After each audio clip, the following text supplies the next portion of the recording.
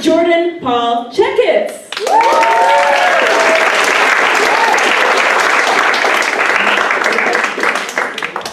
Hello, hello, hello. I am Jordan Paul Checkitts. That part's important. I'm not Jordan Checkitts, it's the Paul. That's what makes me special. So family night, huh? Let's talk about families. I've got an interesting family. I'm the oldest of 3 kids. Anyone here the oldest child? Yeah, a couple. It's hard, isn't it? It's hard sometimes being the oldest. Because you're the one that makes your parents parents. So when they have you, they have no idea what they're doing. The hospital hands your mom a baby, rolls her outside, dumps her in the parking lot and says, "Good luck." And then they have to figure out how to turn that baby into a person. And there is a lot of trial and error. With my parents, there is an emphasis on error. Now, as the firstborn, my parents had to try and figure out what parenting styles worked for them and which ones didn't at my own expense. So, for example, the talk. You know, the talk? There are a couple of the talks that parents have to figure out how to give their kids in order to, make us functioning members of society. And my parents royally butchered all of them, and I'm still kind of messed up from it. I remember there was one day when I was 8 years old, they called me into their room to talk. They sat me down on the bed, and without mincing any words, they said, "Sweetie, your father and I have something to tell you. Santa Claus isn't real. It's actually just Mommy and Daddy pretending to be Santa." And I was heartbroken, okay? I was devastated. I started bawling. It's sad when you're a kid to find out that Santa isn't real, you know? I mean, if you're Jewish, you don't, but trust me, it's sad. But I was, at the age of 8, I believed in Santa Claus with more conviction than I believed in Jesus Christ. So needless to say, I was a little bit bummed. But at the same time, I was a really curious kid, so through my bitter tears, I had to ask questions. So, did that mean that it's really you guys who put the presents underneath the Christmas tree? Yes, sweetie. It's really your father and I that put the Christmas presents under the Christmas tree. And so then it's you who really eats Santa's cookies and drinks his Dr. Pepper? Yes, sweetie, that's us too. A little bit of a side note, my whole life we left Santa Claus cookies and Dr. Pepper, not milk. I never really thought about it, but coincidentally, my mom hates milk and loves Dr. Pepper. So at least those puzzle pieces kind of fell in line. But at the age of 8, finding out that Santa Claus isn't real is basically the end of the world. My whole life had been a lie, and I was not ready to absorb any new information. I kind of just wanted to go sleep it off. So I tried to get up to leave, but before I could go anywhere, my dad put his hand on my shoulder and said, "Sit down, son. We're not done here." And without giving me any time to process this new information, he dove headfirst into the sex talk. My parents give the Santa talk and the sex talk at the same time. One talk to just obliterate a child's innocence and wonder in the world. I think combining those talks should be considered child abuse. It'd be like if when Hagrid came busting in on Harry Potter, like, "You're a wizard, Harry!" But then in the same breath he said, "By the way, Harry, Dumbledore's gonna die. And you have to spend your whole life trying to kill Wizard Hitler, okay?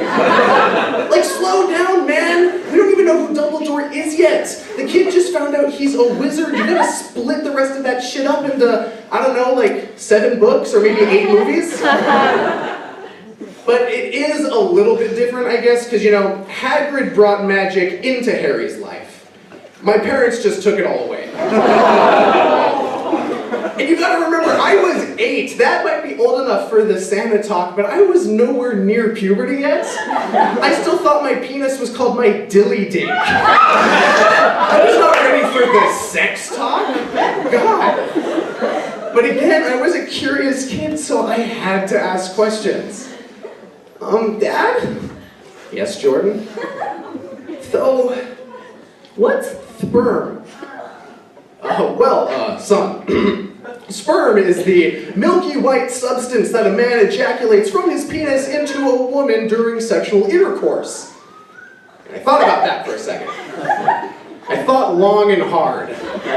Sorry, I had to throw a cheap dick joke in there. But I thought about that before asking, Dad, does that mean you ejaculate Dr. Pepper? Because mine doesn't like milk. God, I am still messed up from that talk.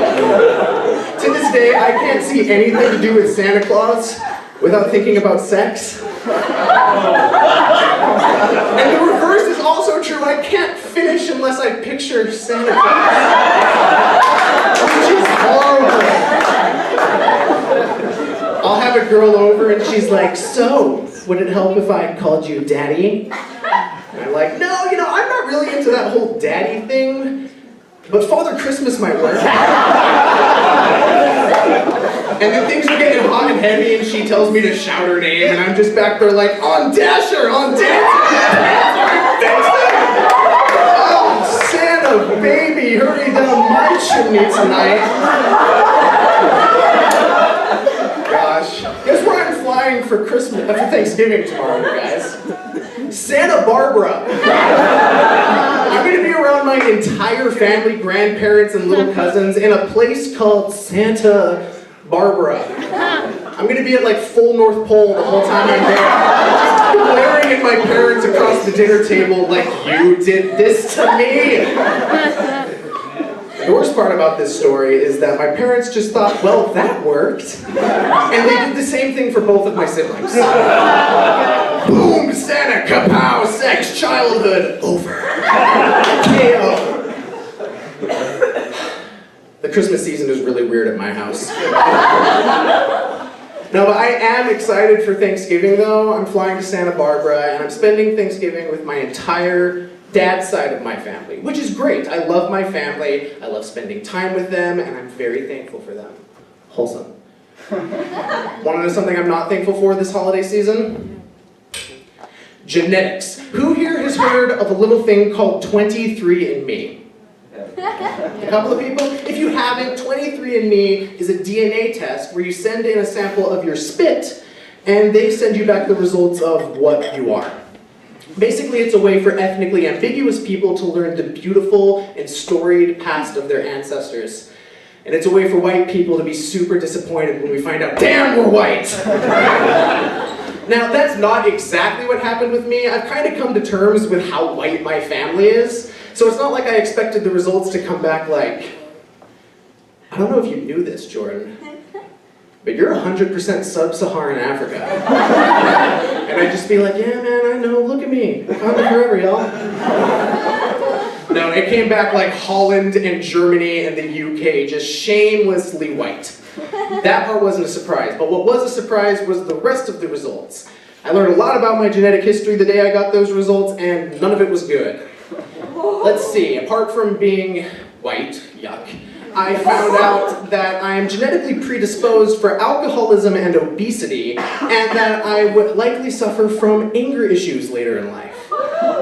They could tell all of that from a sample of my spit, apparently. And so basically I did not win the genetic lottery. White, fat, angry, alcoholic. After hearing all that, I wouldn't be surprised if Alex Jones came knocking on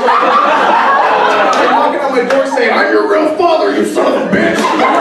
Stupid piece of shit, goddamn, turning the frickin' frogs gay! A little bit of an InfoWars shout out for any InfoWars fans. On top of all that, there was a little note at the bottom that said, Neanderthal. I clicked on it because the results came in an email, so I clicked on it.